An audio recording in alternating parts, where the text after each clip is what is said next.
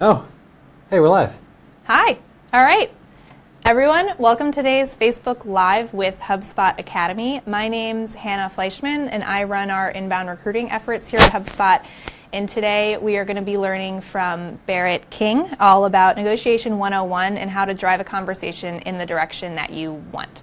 So first of all, HubSpot Academy is the kind of number one HubSpot official resource for learning. So all things inbound marketing and sales, check out their Facebook page, check out HubSpot Academy for free workshops, classes, and resources. Now, talking about negotiation, the reason we're going to learn from Barrett today is because he has a lot of experience both on the sales side and on the people ops side of HubSpot working on negotiation.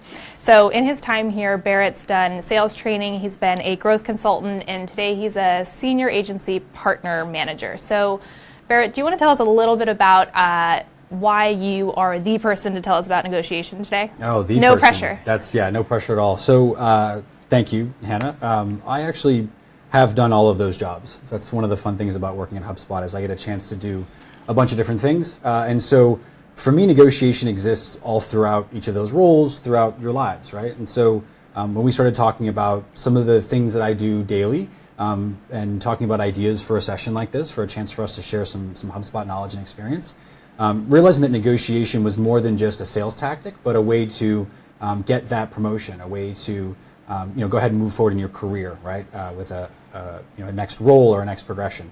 But also just a way to exist kind of in your daily life, right? So we negotiate out of traffic tickets. We negotiate the kids' bedtime. We do all these different things every day. And so the idea of our conversation today is just to give you a little bit of tactical skills, some things that you can take away to use, whether it be on your next sales call or with your 4-year-old trying to get them to go to sleep at night. And at the same time, make it human, right? So selling has changed, and selling is more human now than it's ever been. And so the idea of our conversation today is to really get involved with how negotiation should be human. So I'm super excited to do this. I really am. And I'm really curious to see where everyone is, right? I know we've got folks dialing in from all over the place. So we'd love to have you comment and jump in and tell us where you're calling in from as a starting point for sure. Yep. And I have two things to add before Barrett's going to jump into his negotiation tactics to share with us. One, you hit the nail on the head about making it more human. And to Barrett's point, let us know where you're watching from and what questions you have. If you're negotiating salary or going after a promotion or looking for a job or it's something in your day-to-day work, let us know what it is so we can make sure we answer those questions. Second important thing is, Barrett, I love your outfit because it looks exactly like mine. Look like stagehands. Yeah. We should be at a play right now. All black, can't go wrong. Oh, cool. So we have people from Brooklyn. We have people from Chattanooga. Do you know where that is? Tennessee. Oh, full of factoids. Very nice. All right. Yep. Well, welcome everyone. Keep letting us know where you're from and let us know your questions and we can get started. So while people are getting involved and tuning in, Barrett, can you tell us kind of the one thing, I know you told us a little bit about what we're going to talk about. Can you tell us kind of the one thing that we should first know about negotiation before we get started? Yeah, so negotiation's interesting. I think a lot of people have a common misconception that it's really difficult, right? So, like if you look at your screen right now, right, one of the things that I think this, for me, is a perfect way to describe negotiating around is that it's not a battle, right? We all think that it's this fight, this war, this battle you have to go through to get to the end game. But with the way that buyers are making decisions now, negotiating is much more of a conversation, and it really should be that. But I know from talking to my colleagues and from talking to new hires when I was a trainer, and just from my own experience, that getting started really can be very difficult. So one of the key things when you think about starting off with a negotiation is just to do that, just to broach the subject and have a conversation about it. To not be afraid to start the dialogue and let it go where it may.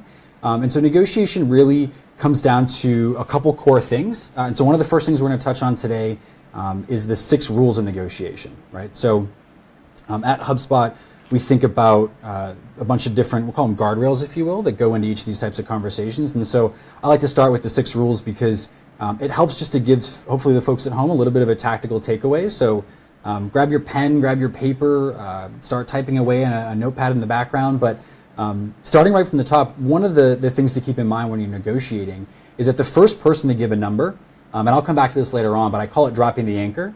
The first person to give a number or an option really is the one that loses. And so what I mean by that is that you've ultimately given exactly up your position, right? Your stance, where you are. You can't move forward, you can't move back, you are where you are. You're kind of stuck and set in stone.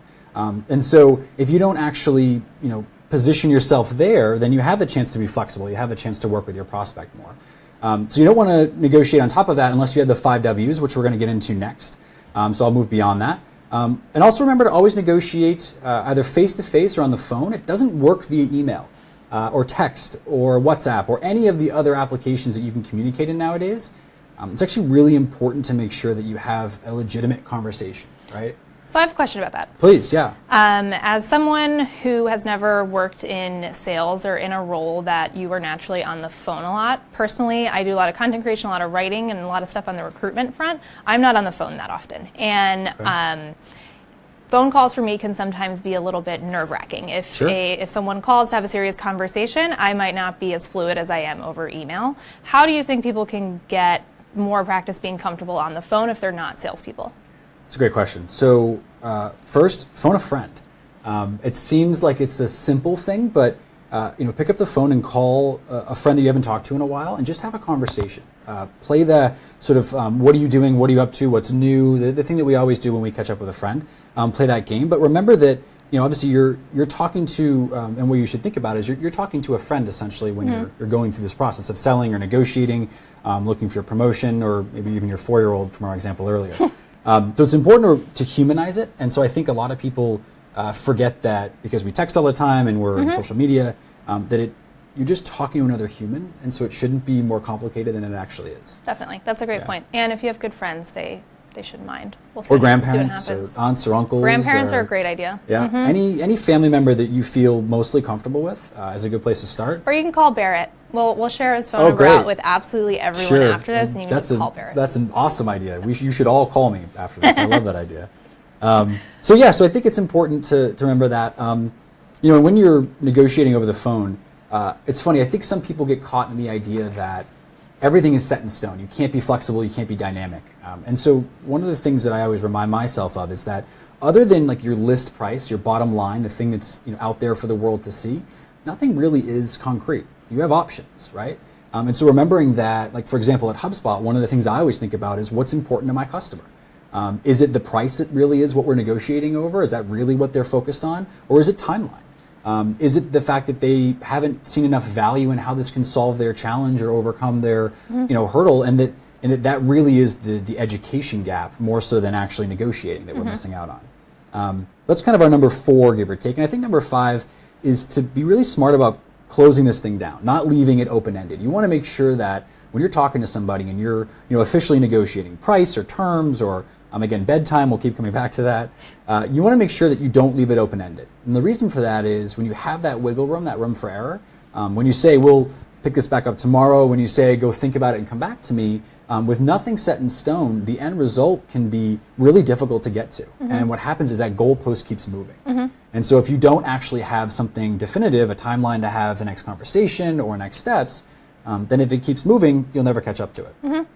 And so I think finally the important thing throughout this entire process to remember is that it should be a one-to-one conversation. It shouldn't be 10 people in a room or 5 people on the other end and trying to figure out who's really running the dialogue. Now I recognize that there are a bunch of different circumstances where you may have other folks in the room, whether it be in person or over the phone. But remembering that it's a one-to-one communication will help to mitigate the multiple voices. And I'm sure we've all been there, right? We think about going to like a party or a crowded dinner or a restaurant, and it's loud and it's noisy and it can be really distracting. Well, the same thing happens when people are making decisions. So it's important to narrow it down to that one person who's going to ultimately be your point of contact and have that real conversation. Sure. I have a question about kind of number 5 and not leaving things open-ended. So what are phrases or expressions, if you have any, that are in like your toolkit of how to end a conversation? So I think some people default to things like, okay, I'll wait to hear from you, or we'll circle back on this later. What are things that are definitive ways to end it that are kind of comfortable things to say? Sure. So that's a great question as well. I think one of the things that I always go back to that works well for me, and I've seen a lot of my colleagues use it, is thinking about, it's called trial close, and we're going to talk about this today as well, but essentially asking for the sale. So look, what are the things, for example, right? So Hannah, what are the things that are keeping you right now from making this a yes? And folks often get uncomfortable and they say, well, we're not sure yet, we need to talk about it. And great, so let's just assume for a second that you are going to go talk about this and the answer is yes. When do you want to get started? And when are you ready to get moving with our product or our service or go to bed? And so I think what's important about that and what we find is that when individuals have at least a definitive next step, if nothing else, you're not stuck with that gray area. You're not left open-ended in that sense. And so I like the idea of, so when you see this result or when we can show you the value, when does it make sense for you to get started or when are you ready to take this next step? Okay, great. That's helpful. And again, if you're just joining us now, if you have comments throughout about anything that Barrett mentions or examples you want to see more of, let us know in the comments and we will answer those directly from the king himself. Oh, wow. That's just so much. Okay, cool. So with that in mind, we're going to keep moving. So we're going to dig into just for a second here the 5 W's. And here's the reason for that. We've heard or seen probably a graphic like this phrase before. We all know the who, what, where, when, and why. But when you're negotiating, when you're thinking about trying to close a prospect into that next stage of your sales process, negotiate your next raise, your next promotion, what's important about the 5 W's is bringing them all together. And so understanding that we need to know who's actually the decision maker, who's in charge, who's the person that's going to answer this question for us. And what are their objections? What are the reasons that they may not go forward? Or more importantly, what are they trying to buy? Or what service are they trying to bring on board?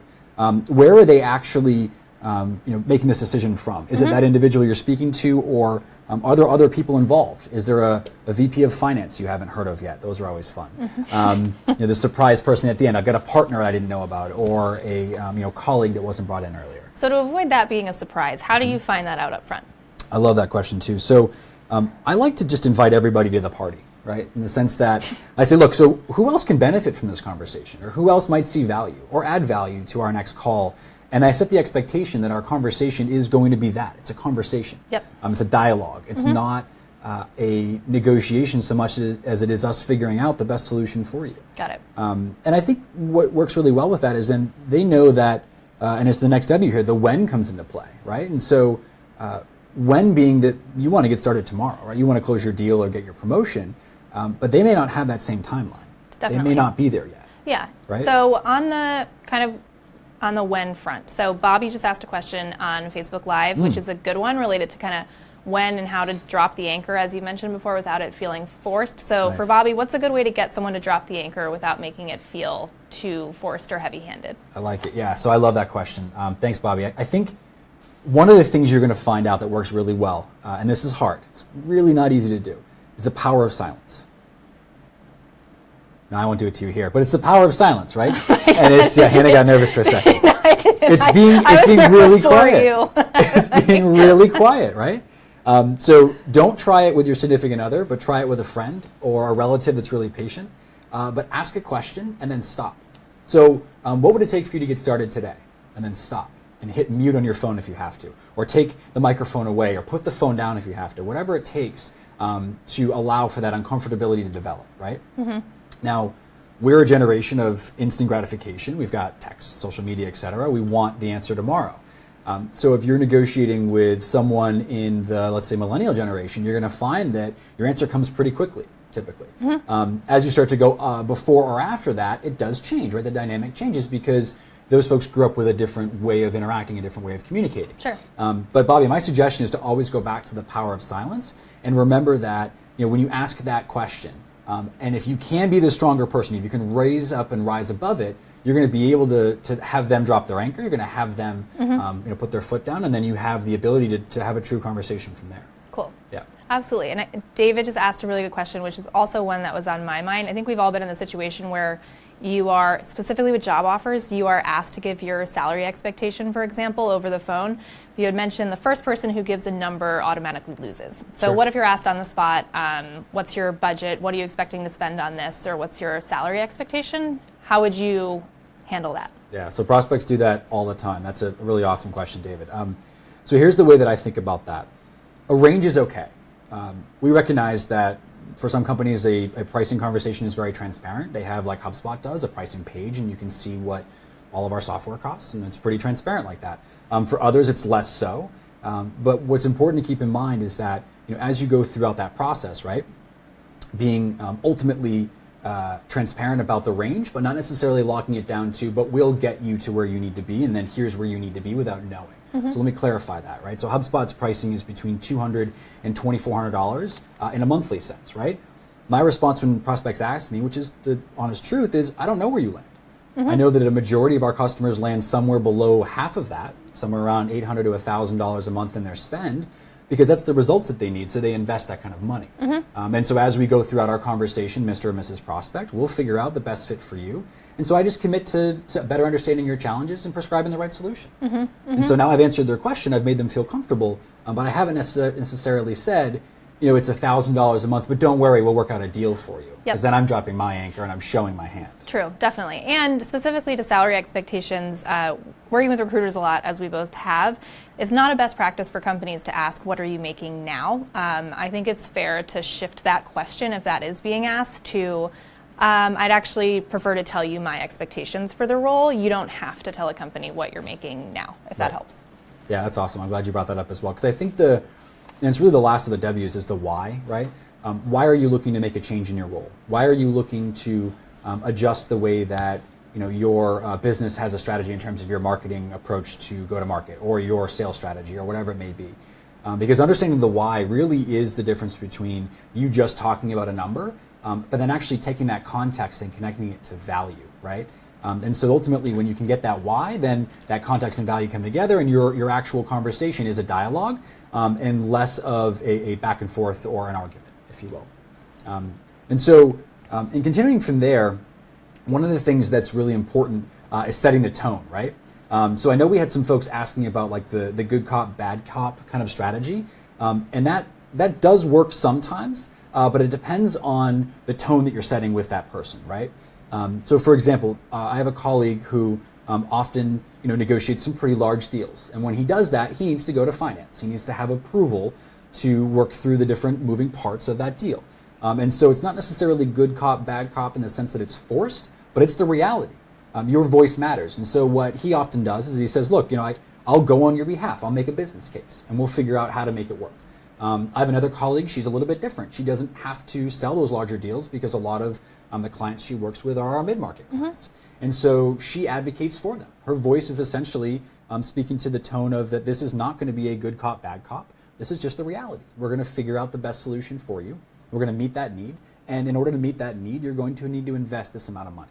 And so it takes a lot of that ambiguity and that sort of gray area off the table. And I think folks nowadays feel really comfortable with the idea of a little bit less good cop, bad cop. And that's not always, it's dependent on your industry, I should say. It's not always the case. But a little bit less good cop, bad cop, and a little bit more of just transparency and honesty, because that's the way that we all buy and sell nowadays. Definitely. Yeah. So thinking about tone and thinking about how to leverage it, really it's not just about like what you say so much as how you say it. And it's important to remember that as you go throughout really any dialogue or any conversation. So when we speak to other people, they read our voices, right? You're reading my voice right now. Do I sound like a friendly person? Yes, and authoritative. Oh, authoritative.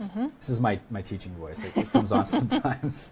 This is Barrett's teaching voice for all my friends or family or whoever's watching this. Probably the only people watching, but that's okay. Then when you think about that conversation and they're reading your vocal tone, your body language if you're in person, it's important to pay attention, right? So when you think about as you're negotiating, you want to make sure that the folks, as they read you, are receiving the actual message you're trying to convey. So what I mean by that is a comfortability or perhaps a offensive tone, because you need to be a little bit pushy and say you can't give that discount or offer a different set of terms. Or perhaps the opposite. You're very casual and comfortable because you've got room to work and it can meet the client needs. So that tone's important because people really ultimately make decisions based on emotion. That's just human nature, right? We're all emotional people, but they actually justify those decisions based on logic. And so at the end of the day, what they're doing is they're reading your tone and they're trying to understand your body language, because all of that, when it's put together, is that logic. It's justified by what they're seeing, because we're humans, we have senses, and our senses are telling us that the way Barrett's speaking is in his teacher voice versus his friend voice, and so I should maybe pay attention versus when I'm not. Sure. What happens when, say, for example, so we just got a question related to giving a discount on a product, for example. Does that make a sales rep look weak or put them in a weaker position? So what if Your body language, your tone, everything is direct, authoritative, and you're on the same page, you're being transparent. But what if you get a question or ask for a discount that you're really not sure if you can make happen? How do you keep that tone when you're really not sure? Sure, that's a great question too. So I think what I would say first and foremost is sell like a human, right? So people don't want to be sold to anymore, right? Because as we know, the way that people have made decisions has begun to shift, and then even more so now because of the amount of information that's out there, they may have the answer to the question before they ask it. They're looking for confirmation from you. So when you think about the idea of discounting up front or feeling weak or being seen as weak because of that, in my own personal experience, I like to talk about discounts in the sense that it's really not an option because it's not really what we're here to talk about. We're here to talk about solving your challenge or overcoming that hurdle or helping you accomplish that next goal. And so if the client sees the value in what you're providing in terms of the solution or the opportunity or whatever it may be, then the discount word, if you will, and that whole dialogue really shouldn't come up much. You may have terms conversations just based on financial needs. So we need to pay quarterly or we can't pay on a yearly cadence because our business doesn't work that way. And those are the things that you can work really well with. Typically, a finance or a managerial approval process is a bit more flexible when it comes to that. But at the hard line at the end of the day, when it comes to a number, you have to decide going into that conversation what's important to you. Is it meeting the client needs, and do you have room to work if you need to? And so my advice would be don't offer that up front, but recognize that you may need to be flexible and you may need to work within a very specific set of guidelines for that customer. But with that in mind, if you're not a discount person, if you're not able to discount, be honest about that. Tell them the truth. Just to tell you where we're at right now, I know you asked for a discount. Before I respond to that, why do you need it? What's important to you about that? What does a discount do for your business? And then you have context, because I've listened, and I understand what's important to them, and then I can tell them the truth, which is, I'd love to help you with that, but I ultimately can't. Definitely. So I have a question. What's something do you have a personal experience or anecdote from a negotiation mistake you've made? Like thinking about those 6 rules, thinking about tone, all that kind of stuff. Is there a time that stands out as I should have done this differently? Yeah, actually. So I like the way you asked that question because it brought up a good memory. So when I was really early on in my sales career, I was selling to law enforcement, actually. So we had a technology we were selling to law enforcement, and that technology allowed them to go and research a database and do some cool stuff. So with that in mind, it's a little intimidating to call up like the state police barracks in your neighborhood and ask them for money, right? Or a regional whatever it may be. So what I used to do too often was say like, look, Mr. or Mrs., here's how much it costs, but don't worry, we'll figure out what you need. And I got in a habit really early on of being uncomfortable with the idea of price, right, or cost. What I've learned in my later career, and I've grown into this comfortability, is that price and cost are something you should kind of head off right at the pass, right? So look, it costs between this much and this much, or the amount of money you have to invest in that success is this amount. And if you're comfortable with it, then you don't come across as that individual who may be not as much. Right? Got it. That's how I usually think about it. Alrighty. So continuing on with it, tone is important. It's a huge part of your dialogue.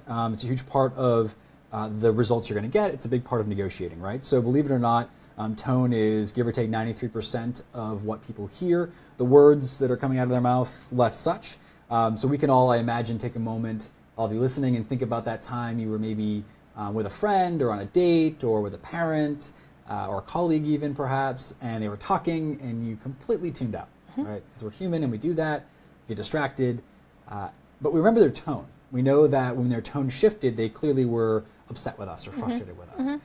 Or they were happy and there was something really awesome coming into play, and so we should listen again. So remember that when you're negotiating, that being comfortable with the idea of it costs this much and here's where we're at, or let's talk about your needs and have an open dialogue is really, really important as you go throughout this. And some people respond differently to different tones, right? So how can you tell early on in a conversation? It's a little different if it's with your boss and you're talking about a promotion. You know your boss, you've worked with your boss most likely, you know the best way to talk to them in that tone that they'll respond to.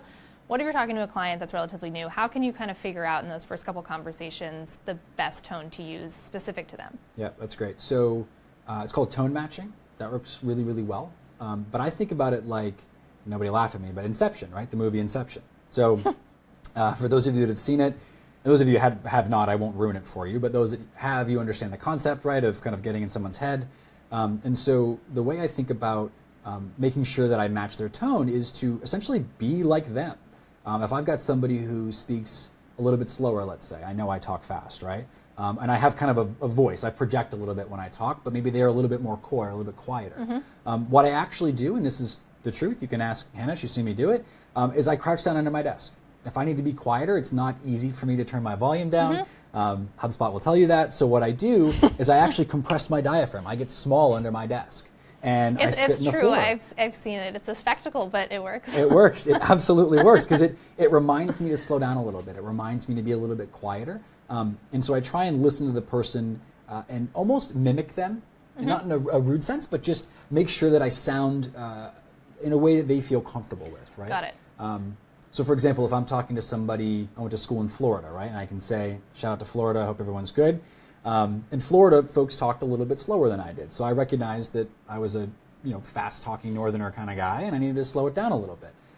Whereas if I call up a friend in Boston, New York, I can speed up again. And so being conscious of that will make a big difference. And then when you match that with tone, you can have a really effective conversation. Definitely. And I'm curious, since we do have people listening in from all over the world, if you've ever tried this or have experience with tone matching. Maybe you don't crawl under your desk like Barrett might do, but if you do have ways or strategies for how you match the way you're speaking to your audience, we'd love to hear about it and kind of share those ideas too. Yeah, that'd be awesome. And I think what goes along with, and I'm curious to hear your thoughts on that, everybody, because it is different based on where you're at in the world, but reflecting and understanding the person you're speaking to ultimately helps you stay calm, right? So I know some folks have asked about like how do you stay calm and comfortable when you're negotiating, and I think a lot of that comes from, yes, tone matching, but also recognizing the value of what you're selling or what you're delivering.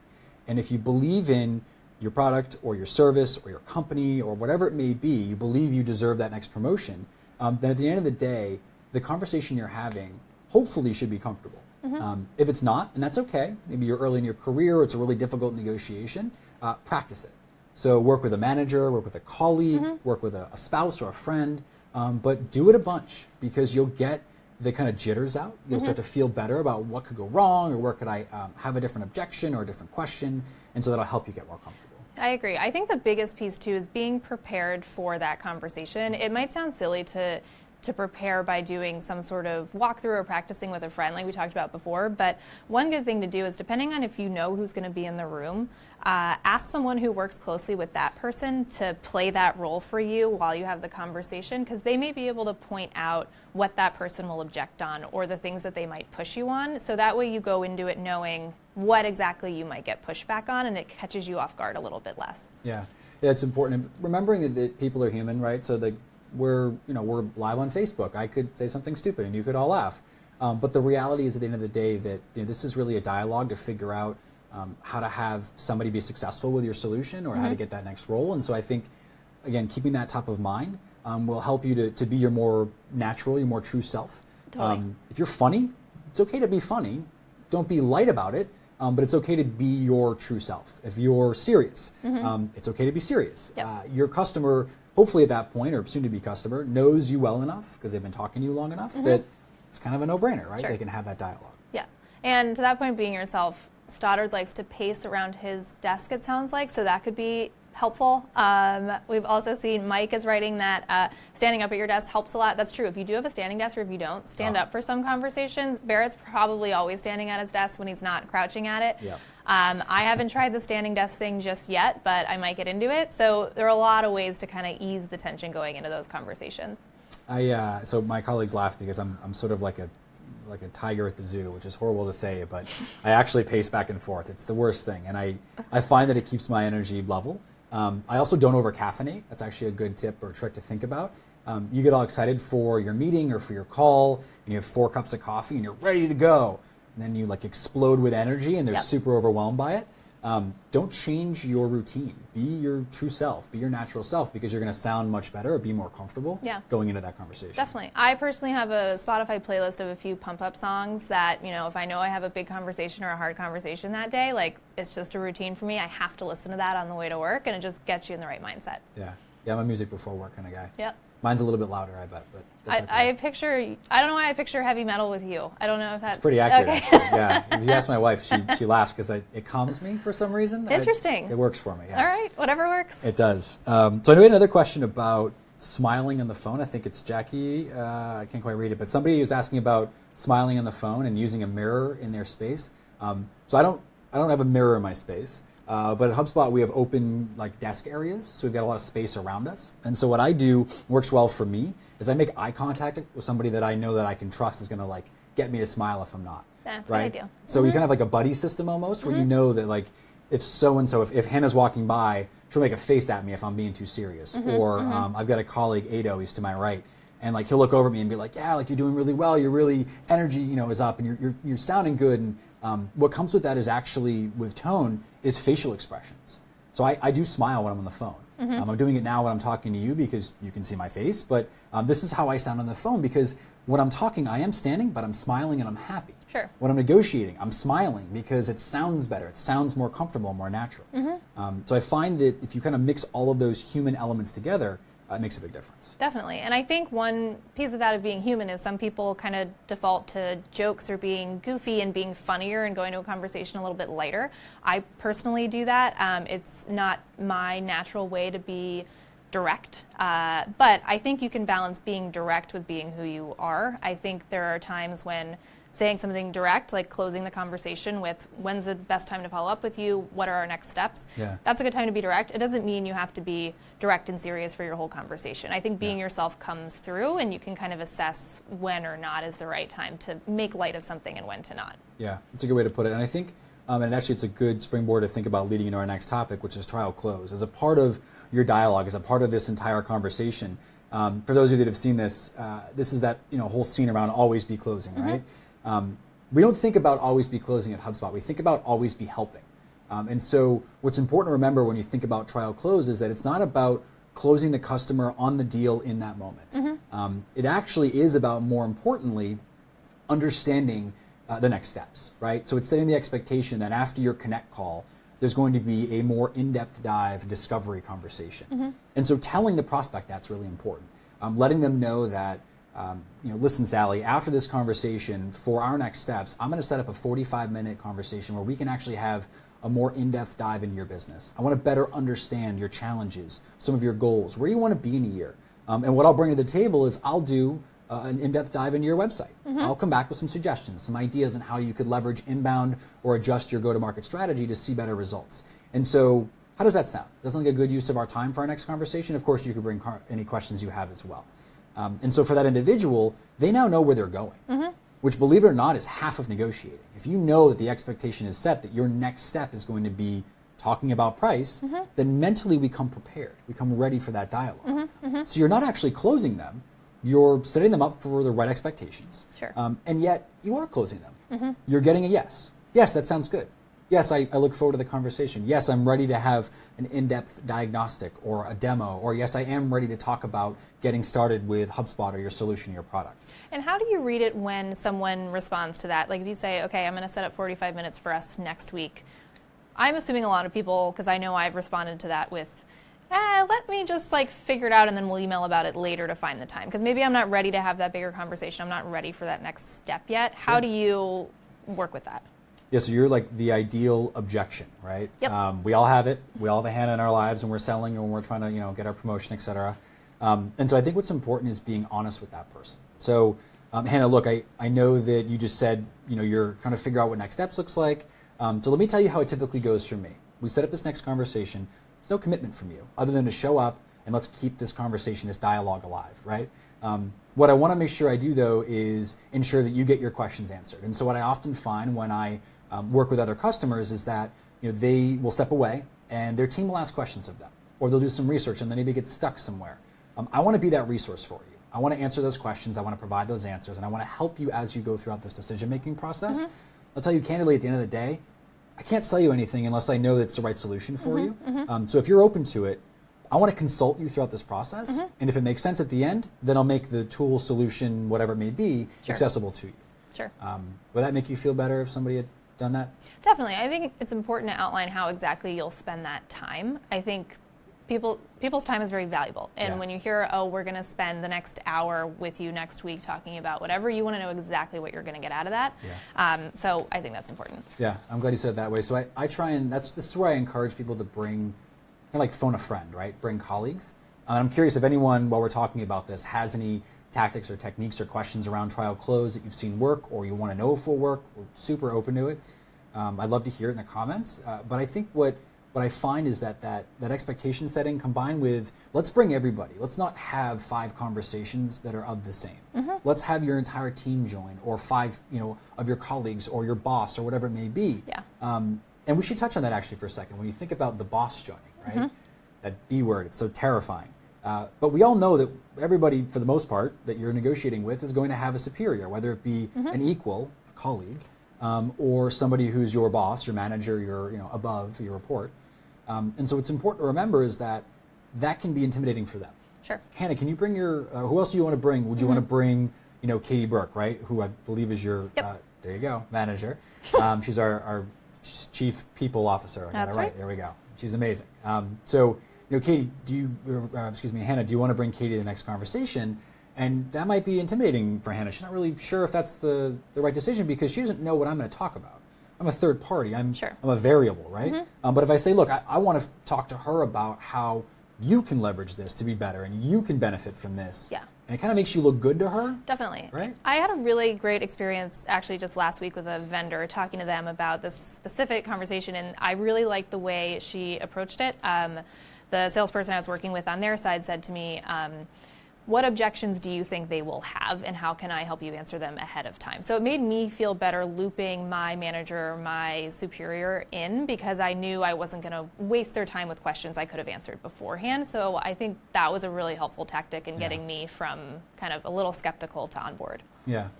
Yeah, and I'm glad you thought about it that way too. One of the things that I find that works well throughout this process, right, as you go throughout negotiating and bringing folks in, is checking the temperature. Because it tells you where you're at in your sales process. It tells you, or gives you insight rather, into where your prospect is at, or your colleague if you're going for that raise or whatever it may be. So you should constantly be taking that person's temperature. How do you feel, right? What do you think so far? Or really trying to determine if they're warm, if they're hot, if they're cold, they really are resistant to what's going on. You're trying to uncover what they're thinking, right? That's not easy. So we can't just snap our fingers and know the answers to a question or what somebody's thinking. So we have to ask. So we have to ask them, how they feel about what we've discussed so far, or what their thoughts are on the solution. Do they believe it's going to work for them? So what's important is to actually ask for that sale, right? And understand that you can't read their mind. You can't necessarily kind of figure out where they're going to go. So if you're transparent in that dialogue, and if you set the expectation that this is a next step, and here's what we're going to do, and here's why we're going to do it, and here's the process I run with my other clients, and they've seen great results, and you will too. Then naturally you're feeding that human curiosity of like what's to come. Yep. Yeah. Sure. So I'm curious. Anyone have any questions so far on how we're thinking about trial close, how we're thinking about just negotiation in general? I'd love to hear.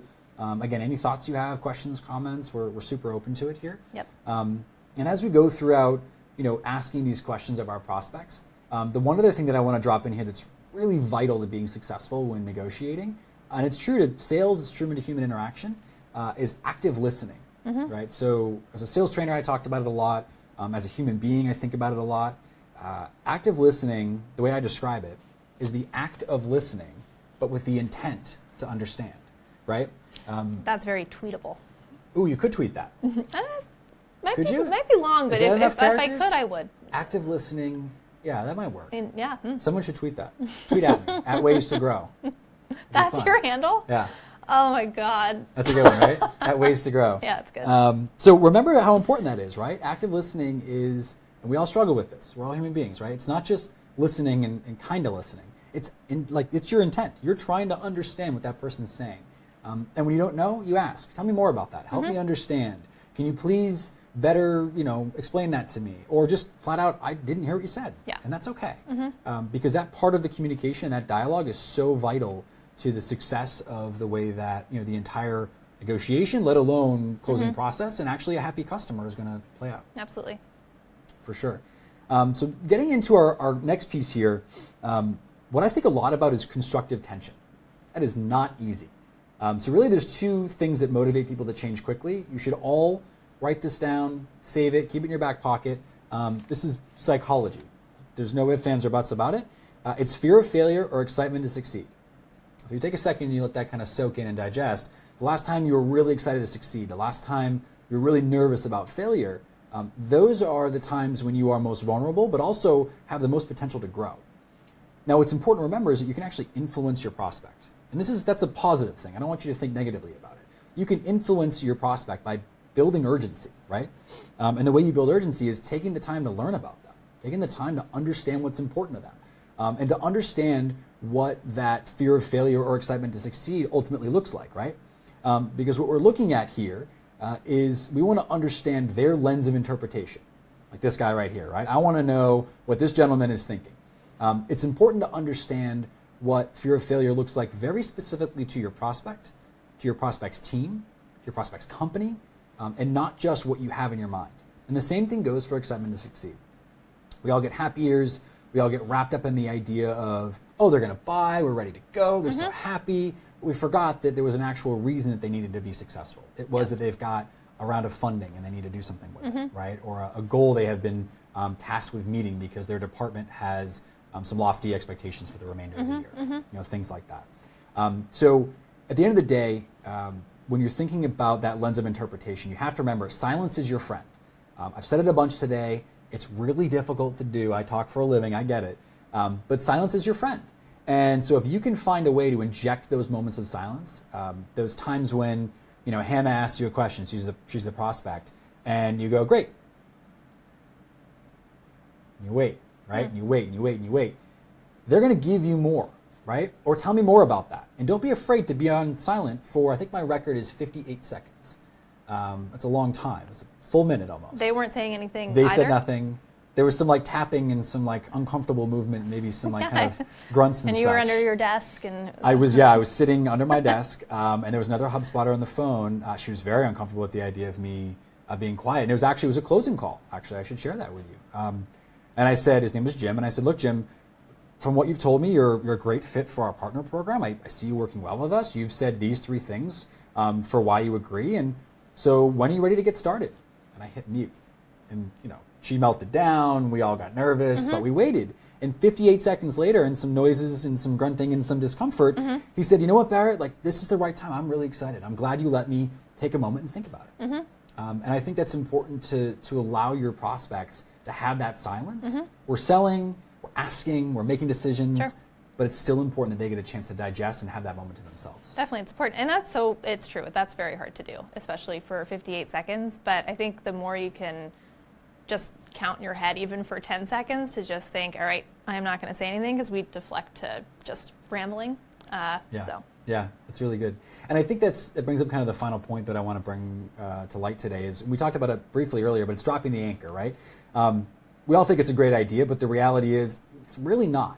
And I won't go too much more into it. I think we clarified really well earlier, but you should think about it like this. Negotiation is a true conversation. It's a true dialogue. And so the people that are speaking should be doing exactly that. They shouldn't be yelling. They shouldn't be arguing. No one should be uncomfortable.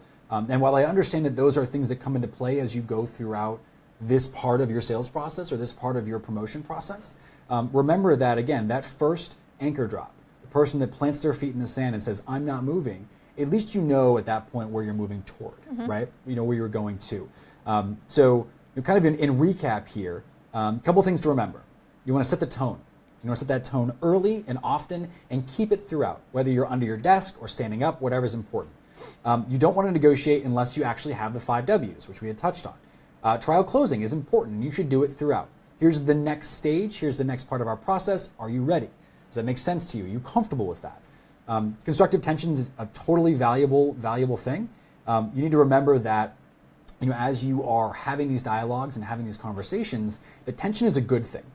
It's hard for us, right, as human beings to feel tension and not want to relieve it. I had a colleague used to say, letting the air out of the balloon, right? Like you don't want to let the balloon deflate. And ultimately, you want to encourage the prospect to, essentially drop their anchor first. Sure. Now, by that, I don't mean tell them they have to. We had a question earlier about the range, right? And what does that range look like, and et cetera, et cetera. You want to think about that range as a good way to give your prospect a certain sense of comfortability. And when you do that, HubSpot costs between X and Y. I'm curious, how do you think about investing in something like this? And you follow up with an open-ended question, then they can step up and say, well, great, now I know the box that I should be operating within. And they might say to you, I can't do that. It's crazy. I can't spend that kind of money. We can't invest in something like this right now. Sure. And you have your answer. You can't be afraid to ask for that. At the same time, they might say, oh, that's a no-brainer. We can totally afford that. We already have a budget in place. So it's really important to keep all of those things in mind as you go throughout negotiating and throughout your entire sales process. Absolutely. And one we talked about a lot today, obviously, is tone. And sort of we at HubSpot tend to be, pretty conversational, and we can kind of go that route. But for people working in industries or in fields that maybe aren't as conversational, like political communications, we just got a question about that. For different industries that might tend to be more formal, how do you think about tone for that without losing that human aspect? Nice. That's a good question. Thanks, Ewaldo. I think the key is that when you're smiling, the purpose of smiling is not to sound funny, right? So I'll see if I can do it right now. So if I'm talking and I keep a stern face on, my tone probably changes. It should. It changes a little bit. It's actually hard for me to do. So if I'm talking like this and I'm compressed with my diaphragm and I'm talking a little bit softer, I sound a little bit more serious. But if I take a deep breath and I open up and I let my face kind of relax and I smile a little bit and I have a more natural tone, I'm sure you all just heard that. I sound more welcoming. And I sound more approachable, and I sound more warm. So to be super clear, it's not so much about having a playful tone or a overly happy, for lack of a better term, tone. It's more about having a comfortability, making your prospect understand, feel good, because whether it's in person or by phone, again, we talked about tone, it's so important that if you remember to smile, or at least be light in the face, for lack of a way to put it. Smize. Smile with the eyes. Oh, I like that. Wait, smize? You never heard that? I don't think I have. Yeah, it's smiling with the eyes. I'm not really sure how to do it. I think it's like a... Oh, she's doing it now. Wow. No, you could tweet that as well, actually. Smize. I think that's just valuable in the way that you communicate, because, again, you sound like a person, right? Definitely. At the end of the day, that's all we're trying to do here. Sure. We want to sell like humans. The way people have bought has changed. The way that they're researching has changed. At the end of the day, and I know I've said it, you just got to have fun with it. Yeah. I mean, negotiation shouldn't be scary. Totally. Okay. Sales shouldn't be. Going off of that, and we're going to turn it over to questions from the audience in just a couple minutes. So get your questions ready and start leaving those now, and then we're going to dive into those. One last question related to having fun with it and the idea of always be helping. There are naturally times where you have to hard sell someone. I know we see this in recruiting all of the time, where you hear frequently, we just lost that candidate. I don't think we hard sold them enough. We need to really hard sell that person on the offer tomorrow. We need to step in and do some hard selling. How does that work with the always be helping idea? They feel like a little bit of a conflict, and that changes the conversation a little. Do you have thoughts on how to be helpful, but sometimes you do have to hard sell? If you have competing job offers, things like that, how do you hard sell someone in a helpful way? Yeah, that's a really cool question. So I still actually believe that always be helping is the mentality. That being said, if they're not helping themselves, you have to show them why helping themselves makes sense. So what I mean by that is a hard close, as the term goes, right, or a hard sell, doesn't have to be hard for you. Your prospect, if you believe that it's the right solution, or it's the right time, or it's the right tool, or whatever it may be that you're offering them, should know that, and you should tell them that. You should tell them that at the end of the day, this is a no-brainer.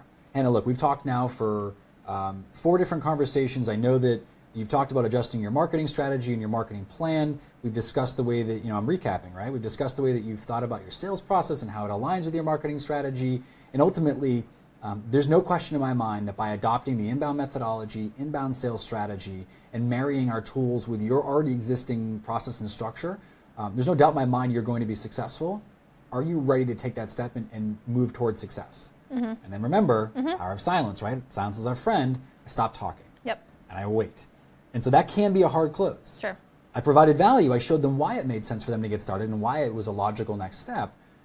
But I didn't say, you have to do it now, and get that kind of finger pointing thing going. But it's a different kind of urgency that I think is important. Yes. Sometimes with candidates, it's tough because you need to give them time to think about an offer in recruiting, but at the same time, if you wait too long, something might happen. They might have a change of heart, things like that.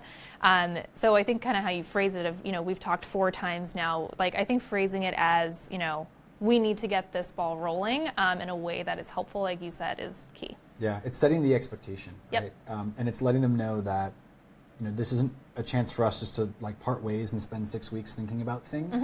And let's be honest, guys, people need a chance to go think about stuff. That's okay. at different parts of the world have different negotiation structures, have different decision-making processes. I totally understand that. What's important to remember is that understanding your buyer's needs, your prospect's needs, is the key to all of this, right? Negotiation shouldn't be about what discount you can give. It should be about when you get started. Sure. And if they need to take 24 hours and go think about it, then what do? Well, you make sure you have a call 24 hours later. Mm-hmm. And that call is at 6 p.m. You're on the conversation with the CEO and the CTO and yourself and everybody, and it's a let's get started conversation. Sure. And so you tell them that.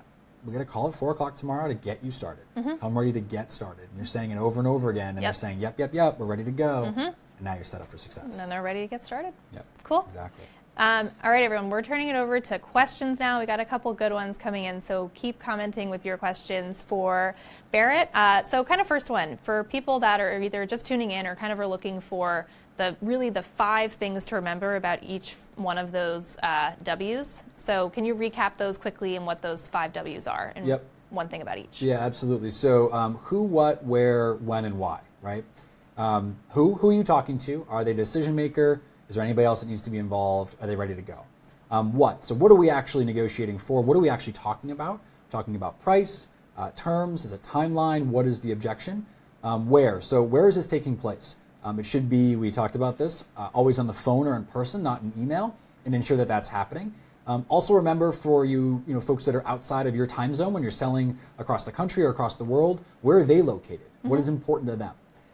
When are we getting started? When is this negotiation taking place? Because if we're talking about negotiation, they should be ready to get started soon, right? And soon can be relative, I understand that, but we're not negotiating for the sake of doing so. Mm-hmm. And then finally, why are we having this conversation in the first place?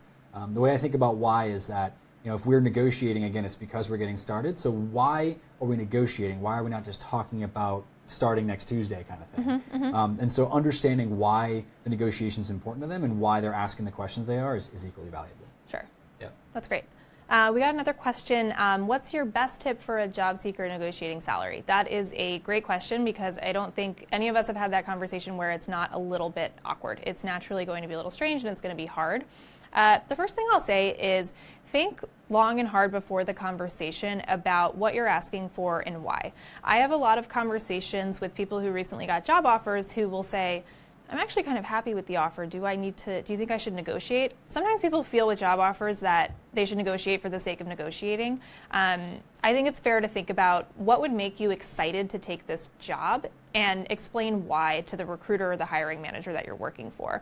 At the end of the day, companies and employers, it's not that they don't want to get you to the place where you need to be successful and to be happy in the role. It's not about that.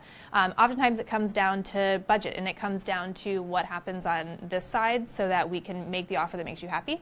I would say tips would be talk to them about why you need what you're looking for.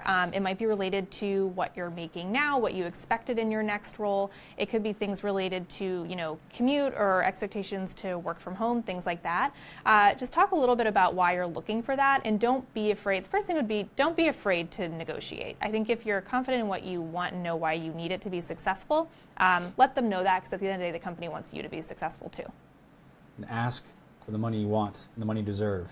And the opportunity you deserve. That's the only thing I would add there. Mm-hmm. I'm not a recruiter by any means. We also had an awesome question. I really like this. Chris said, what do you visualize to give yourself confidence? That's a great question. I like that one. Do you have one? Not off the top of my head. I mentioned I listen to a lot of some of the songs that get me pumped up and things like that, but nothing that I can think of that I visualize. Yeah, so I actually, I got asked this question 2 weeks ago by one of my clients, so I can answer in a timely way for you, Chris.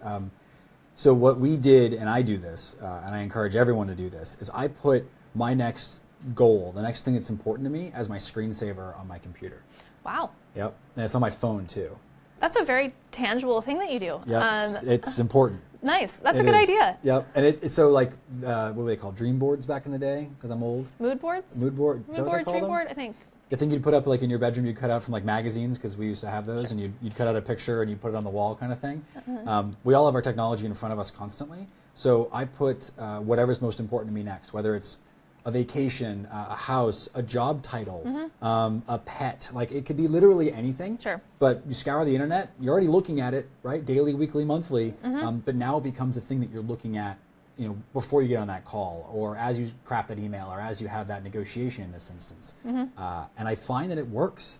I was able to buy a house, give my wife and I a beautiful wedding, buy a boat, take vacations, like all of these things. I'm not exaggerating. It works. And I work hard for them, but I know what I'm working for every day because it's directly in front of me, and that makes a huge difference. I agree. I like to visualize what it will feel and look like for my career if that conversation goes well. Yep. So I think picturing the outcome and not just, oh, I got the salary I wanted, or I got I closed the deal that I wanted, but how am I going to feel if this goes well? You're going to feel even more confident to keep doing those things, and I think that fuels me a lot of the time. I think it's the, what does it do for me?